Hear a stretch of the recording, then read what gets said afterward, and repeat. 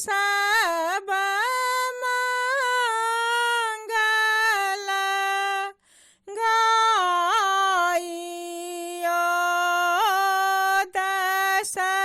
पाँच सखी मिलियांग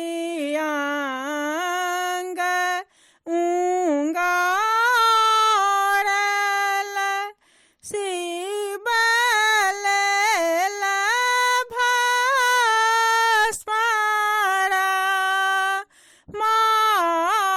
माइयो बसा पीठ चढ़ल शिव शंकर कोटि साजल बरी यात यो जब बरियात नगर बीच आयल सखी सब देखन जाइयो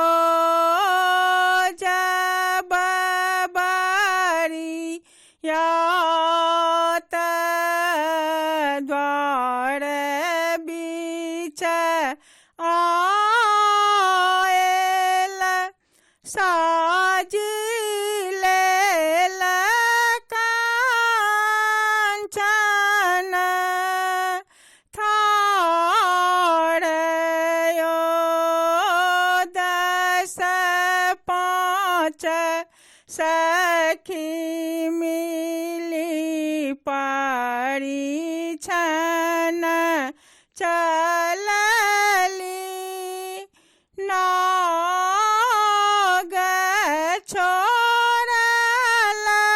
फूफू कार यो नाग ससरी गेल गंगा छिलकी गेल मनाइनी गेली पराइयो तही अबसर बीच नारद मुनि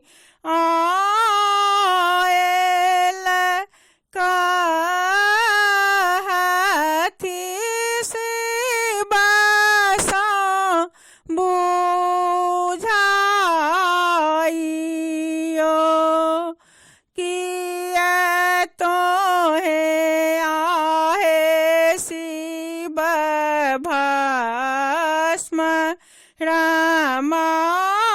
रामाल किया तोहे भेलयास बारयो भस्म मिटाओल तिलक लगाओल भय गेला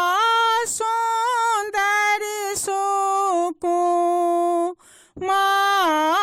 सुकुमारयो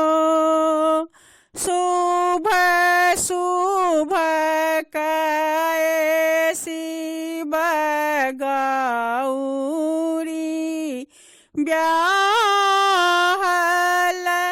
चाहू दिस उठे जय जय कारयो भेल विवाह महादेव चलू को बर गाओ